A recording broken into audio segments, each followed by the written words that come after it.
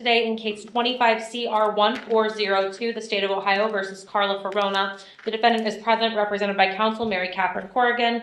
We were last before this court on January 26th when the defendant pled guilty to count 1 of the indictment, tampering with evidence with a 1-year firearm specification. Parties have had the opportunity to review the pre-sentence report and are prepared to proceed with sentencing today.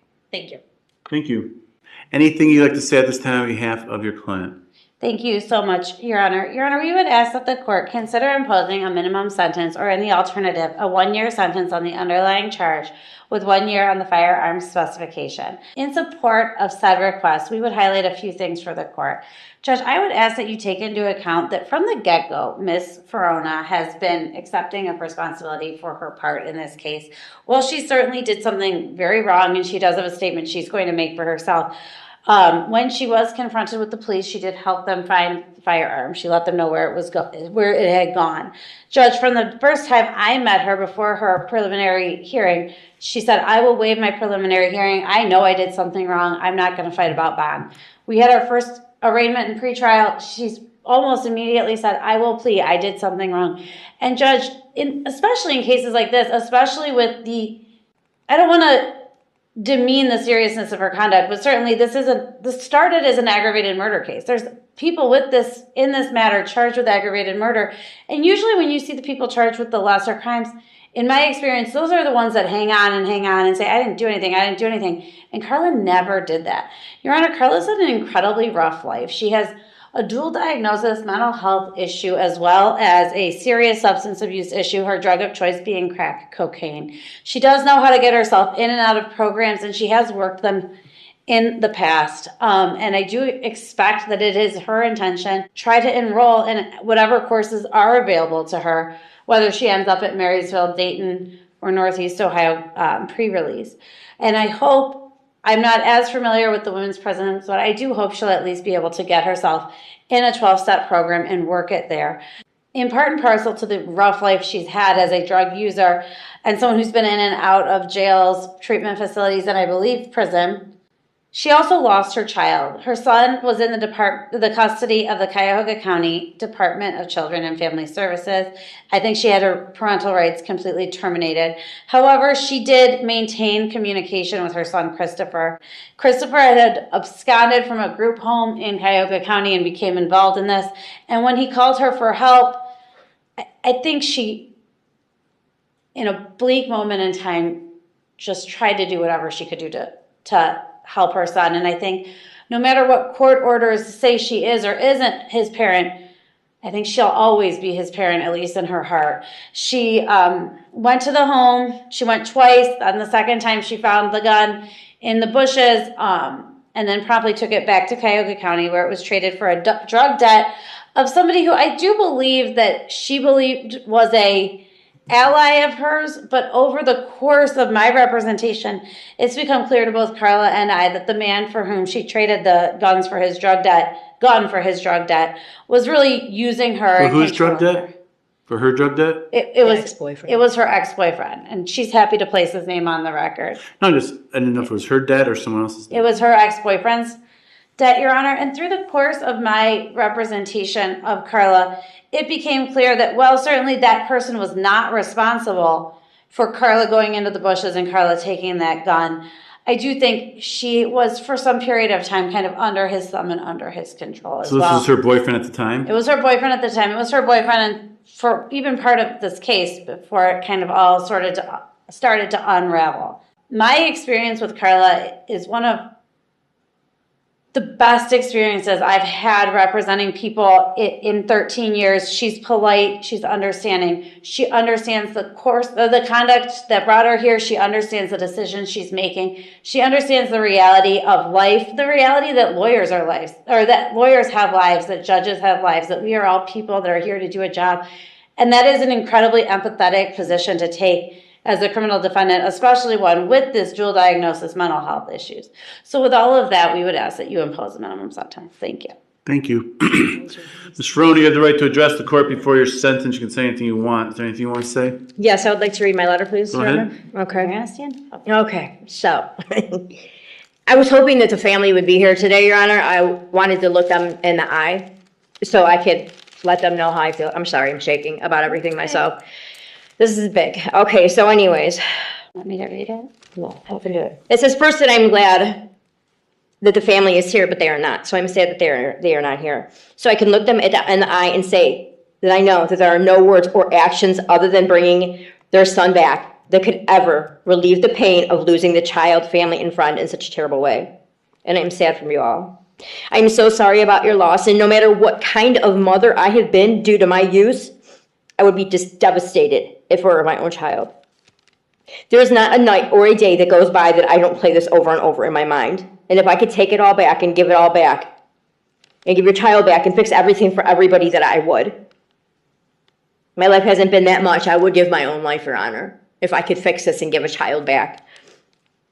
I was high when the phone call came in, and I really did not know what to do. I was never told the details, nor did I actually go to Fox Run Apartments till the next day. Christopher did not call me to ask me to remove the gun. He thought the detectives that had already had it. I want to make that clear. I was there for something else. But when I did come across the bag, all I could think about was my own child. My judgment was clouded by the time that by the drugs that I was on, and the fact that I was on medication, on no medication to rationalize my first thought. When it all came together, the fear in so many forms set in. I've never dealt with a situation of this magnitude before, and I did not know that a young man had died. All that I could thought of at that moment was to help my own child. And now not only can I not be there for my child, but I've made his situation worse by my own deluded judgments. My mother died on December 4th, and I'm not there to help with the goings-on of her funeral, nor mourn the loss of with our family. My sister Lori was in a nursing home for 3 years and finally came home. I was supposed to be there to help her with those things. Instead, my first thought was wrong. That quick. The consequences have not only been great for me, but for many others. I've been working for years on my addiction, mental health, and trauma. And when I fall, I instantly put myself back into treatment for my mental health or addiction. 4 and 2 years, Your Honor. I do not want to be the menace or a monster that I've been labeled. I'm actually one that cares for others. I want to one day help others with what I have been through. I have obtained my CDCA, and I reach out to others when I can in many ways that you're not able to see, because all you're able to see, unfortunately, is the paperwork in front of you, which I want you to know, very embarrassed about. Please believe me when I say that I'm doing my best to heal. It is a daily reprieve, and yes, at times I struggle, but I always get back up and do my best to look at and find the positives in life that God gave me. I refuse to die a loser that has done nothing with her life. And unfortunately, this is not a situation that I can dust off in some kind of hospital or treatment to make it better. And I do take responsibility for my actions. Once again, and if you can let them know, I am very, very sorry to the family and friends. And whether they believe it or not, they are in my hearts and prayers continuously. And I am sorry for their loss. Thank you for listening. Thank you. Ms. Corrigan, anything else? No, thank you so very much, Your Honor. For the state of Ohio, Ms. Tuttle? Thank you, Your Honor.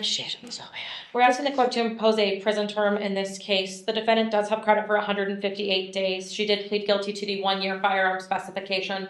We would ask for a prison term consecutive on the underlying offense. The defendant has a What do you mean lengthy consecutive? to the firearm specification. Oh, well, it has to be. All right. Yes. The defendant has a lengthy criminal history starting in 1997, going all the way through the instant offense. There really is no substantial break in her criminal history. She has a number of prison terms that she has served. She's had a number of opportunities in treatment, and nothing has really proved to be successful for her. The facts of this case are more serious than the average tampering with evidence. The defendant knew that this gun was used in a shooting. Her son knew that that shooting led to the death of someone. Her son gave her information when he made a call to her immediately after this shooting happened. He told her that his friend had shot someone, that he tampered with a gun, that he cleaned it with Crown Royal, that he needed it to be taken away, that he did something bad, that he tampered with evidence. The defendant knew all of that and chose to come to the Fox Run Apartments, chose to get that gun from the location where he told her that it was in the bushes, and on phone calls to her son and her son's girlfriend said things like, I got it, it's taken care of, I've handled it, I got it. And she said things like that repeatedly. So the defendant knew exactly what she was doing and exactly what she was taking and what her son was risking as a result of his own conduct. The defendant was not actually separated from her child at the time that this occurred, Judge. The place where this robbery and homicide was planned was actually the defendant's bedroom in Melvin Harris's apartment. The defendant's items were all still in that apartment. They were all still there. She had been living with Mr. Harris at Fox Run, as well as her son. So they had been in communication. They had been talking with one another. All of her personal items were in that room where this homicide was planned. He's still there. The defendant was at the apartment only an hour before the Willoughby Police Department came to that apartment to search, to talk to people that were there, and to talk to her son. So she was there. She was retrieving items. She was retrieving evidence. Originally, she wasn't forthcoming and truthful with the police. It was once she didn't want to go to jail, she called the police back in and she began giving them truthful versions of events. But at first, the defendant was reluctant to tell them that she had any involvement, that she had any knowledge of anything. She told them that her statements of, "I got it," were relating to getting an apartment, not about getting the gun that was under the bushes and the reason why her son was calling. So while I do understand and acknowledge that Ms. Ferrona wanted to do anything that she could to protect her son, that she wanted to watch out for him, that she wanted to be a mother to him, this was a serious crime that was committed using this firearm, and she had knowledge of that, which is why this is a more serious form of tampering with evidence. And we ask the court to impose that prison sentence. Additionally, we ask for count 2 of the indictment to be dismissed. Thank you. There's a couple of victim impact statements that were sent in. I've read those. As for factors indicating the conduct is more or less serious, the court does note, as alluded to by the prosecutor, that the evidence that was tampered with in this case was a firearm that was used to kill a person. It was a firearm in a murder case. You know, the normal tampering with evidence case that we deal with is a person who's getting pulled over for a traffic offense and is getting rid of drugs that they have on them, throwing them out a window or trying to swallow them or whatever the case may be. Not necessarily, I think, the exact intent that that statute is designed for. Nonetheless, it's still a violation. But this, when people think of tampering with evidence, it's this scenario that people think of, and that you never get that. Hiding or getting rid of a murder weapon. And that's what this case is about. It's not just more serious, it's probably the worst form of the offense. Getting rid of a murder weapon. And interesting to me is that you said all you were thinking about was helping your son. We were also obviously thinking about helping your boyfriend, because you used that gun to then go take care and clear up a debt that he owed with his drug dealer.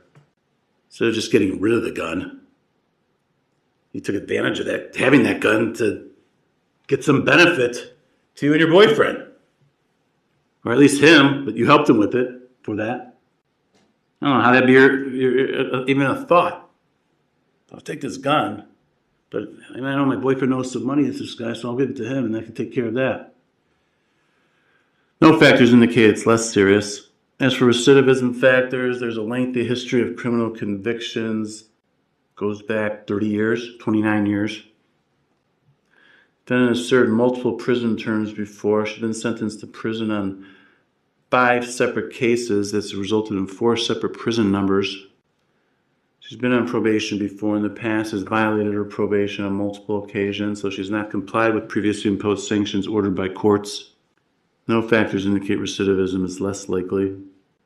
It's mandatory prison term required due to the firearm specification. Prison's consistent with the purposes and principles of sentencing. Therefore, it'll be the sentence of this court. Then on count 1, defendant served a term in prison of 24 months. In addition, court imposes a mandatory prison term of 1 year to be served prior to and consecutive to the 24-month prison sentence for an overall term of 36 months in prison. First year being mandatory for the firearm specification. Need to advise you upon your release. You may be placed on post-release control for up to 2 years. If you are and you're violating those conditions, the parole authority could send you back to prison as punishment for violating the rules for another 9 months for each violation you commit, up to an overall maximum of 50% or half of whatever the prison term was imposed by this court. I will dismiss count 2, and I will grant the defendant the 158 days of credit that she is entitled to at this point. Your Honor, again, once again, can you guys just please No, tell... they're not your messenger. I just want to tell the family, I'm sorry. Yeah, well, They will. Okay, thank you. Some will. I will. Thank you. I'm not ordering that. You can do whatever you want. It's not part of this. Is there anything else, Ms. Tuttle, on behalf of the state? No, thank you, Your Honor. Ms. Corrigan? Yes, Your Honor, would you please declare my client indigent and consider waiving her court costs on this matter? No. Thank you.